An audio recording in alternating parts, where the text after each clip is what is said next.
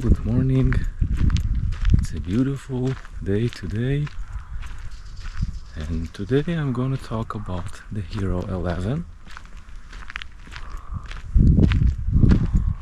Where I'm gonna start? Well, I just got it 2 days ago, and this is the first time I'm taking it outside for a shootout. I already have the Hero 10, also not for a long time, maybe a couple of weeks, but I had a chance to test it out.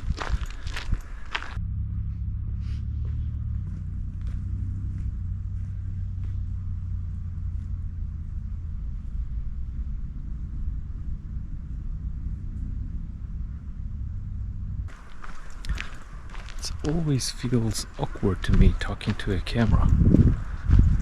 Always. I don't know if it's something you can get used to. Yeah. And I was always like losing my train of thought when I talk to the camera. When I'm off the camera, I'm just like imagining myself talking about everything I think about it, all the bad stuff and the good stuff. But just when I turn the camera on, it's gone.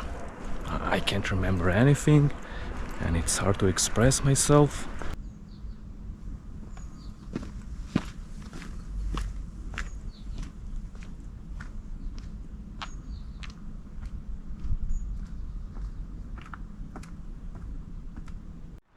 Anyway, let me say for a start, like a background story, that I never had a GoPro before.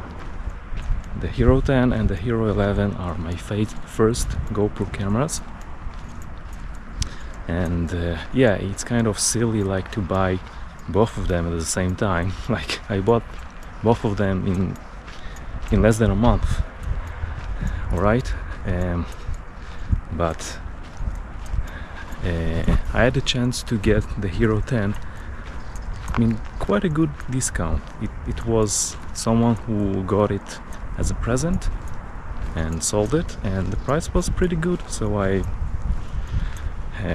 decided why not. The Hero 10 is quite a good camera, so I always wanted to try the GoPro and see what people are talking about. So the Hero 10 is my first GoPro, and then the Hero 11 released. I knew it was going to release. I think it's actually already released when I got the Hero 10, and it was in also kind of discount, not second hand, brand new. And I have the unboxing video in the previous video. Too many videos, and I got a free holding stick, which is very good. It's very lightweight, very grippy. It's nice to hold. I like it.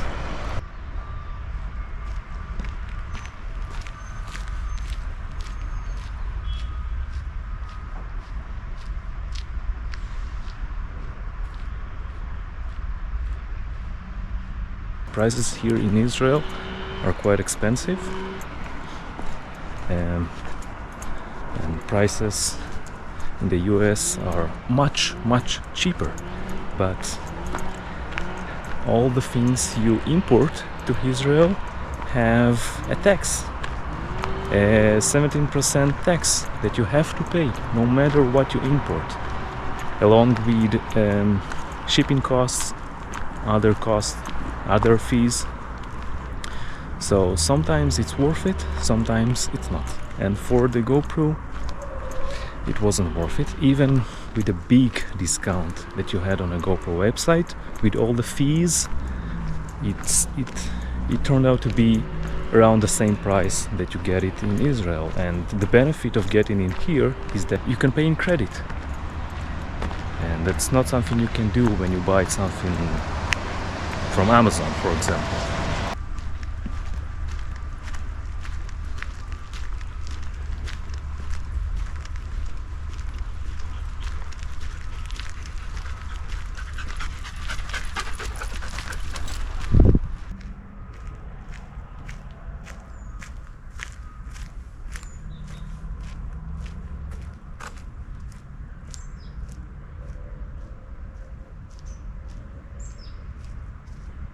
So let's talk about the differences that I noticed so far. Well, obviously the Hero 11 got the 10 beat that everyone is talking about. I watched some reviews about it. You can't really tell a difference. So it is their selling point of the Hero 11, one of them, but one of the major ones. But it's not something you should be excited. I mean, I don't care about it. I think the image quality is the same, and yeah, I think it's just a gimmick so far. Maybe it will come to some kind of benefit in the future, but for now, I don't think so. Second, let's go feature of the Hero 11, which is very nice, is this one. I'm currently on horizon lock, and you can turn the camera 360 ways around and it will stay horizon lock, which is quite cool. Tested it yesterday in my home, and this one, unlike the 10-bit feature, is pretty cool, and it's a feature that you don't have on the GoPro Hero 10.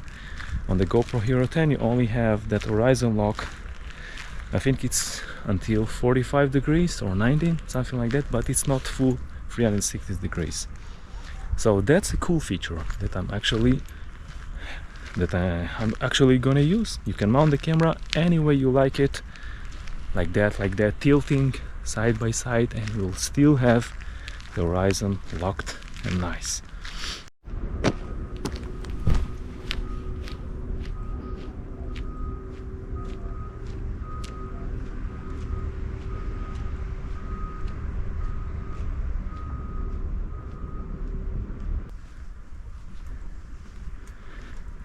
I don't think it was that, but it's another one, is the active stabilization, which is like an automatic mode that the camera chooses how much stabilization is gonna get in the image, in the video, depending on the situation you are in, depending on how much shakes there are in the video. If you're running, if you're jumping, if you're doing whatever, or it's something in your environment, and it crops depending on the situation, which is quite cool, because if you don't have much shakes and bumps, it will like have a minimum crop, and you will have a bigger picture, wider picture, unlike the boost mode,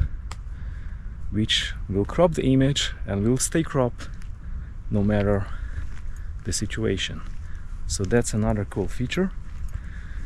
I'm not sure if I'm gonna use it. I'm gonna test it out against the Hero 10,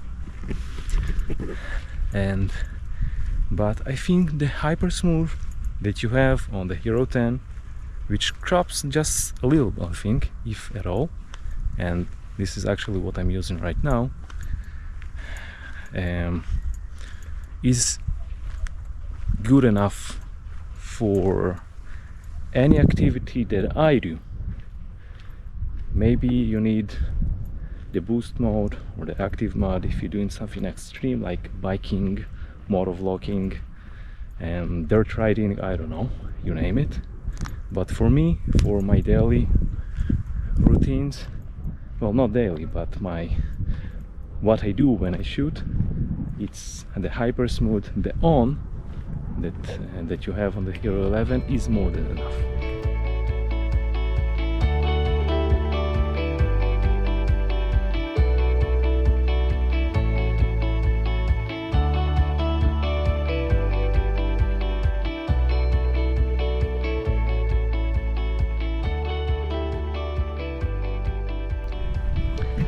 And now I have to think about the fourth feature that you had on a GoPro. Well, except the difference in menus, yeah, you have this easy and pro mode that you can choose. The pro mode is like enabling you all the features that you have by default on the Hero 10, and the easy mode doesn't let you change almost anything. It's like the camera chooses the right settings for you. which, all right, I change it to Pro because you want to know what you're shooting at. But okay, the feature. And I don't remember the fourth one really. Yeah, it's crazy. Oh, and of course, obviously the sensor size, which is now an 8x7 sensor, which is like taller sensor and not wider, which is kind of enabling you to shoot almost like portrait mode, but it's still wider. So it's not like you shooting 16:9 vertically, it's still wider, but you have a lot of ground upper and downwards, which I'm also gonna test even right now probably. Okay, so now with 8x7, I can tell by the screen if it's really more vertically. It does look like it a little bit, but it's not that I can see my feet, but it's not probably the full frame that I can see on the screen of the GoPro, but it should be much more vertically than the 4x3, and it's only shooting 5.3K at 30 FPS. I want to keep the same frames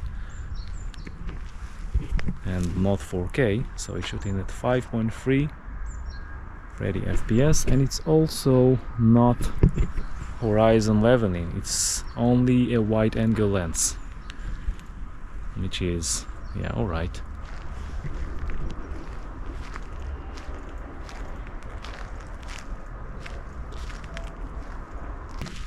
Yeah, that's the fourth feature, obviously, the sensor size, which will not give you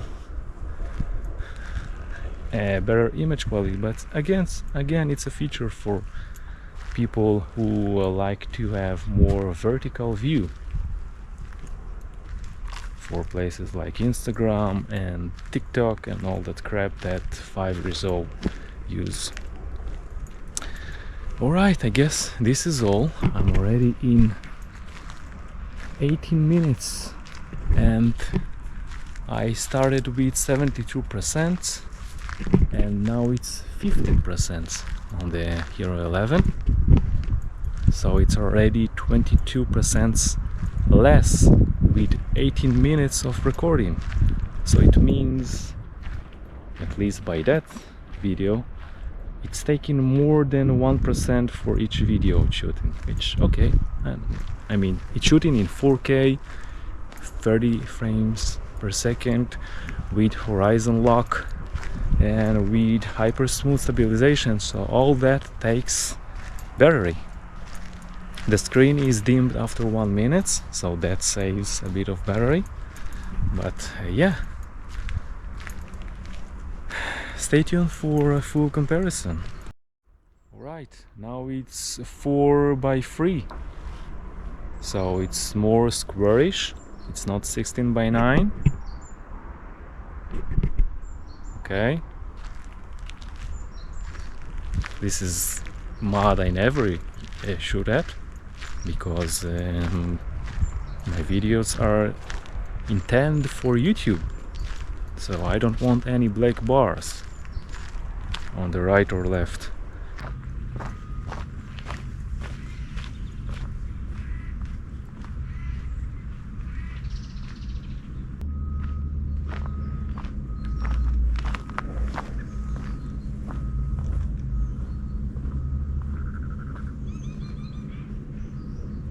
It's a really nice path that they build on this forest. I have to get my bike around here, it's really fun to ride here. Yeah?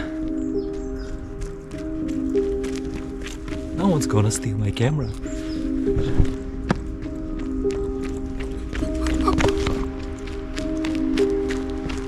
What's this?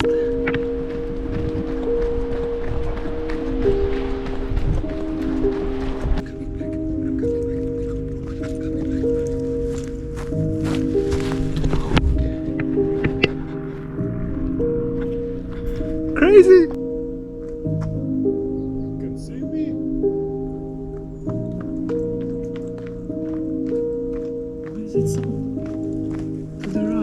Right. Until next time, I'll see you.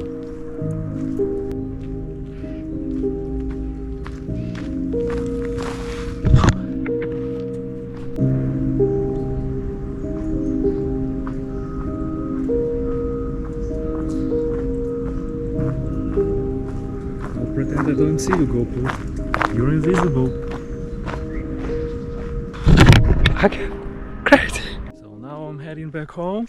Started with 72% and now it's on 18%. But it depends on what mode you choose. If you switch to 5.3K, it goes down to 11%, even 10%. So yeah, I guess 1 hour, 1.5 hours of shootout. Okay, I have around 14 minutes, I think, of video, and it's gone from 72 to 17%.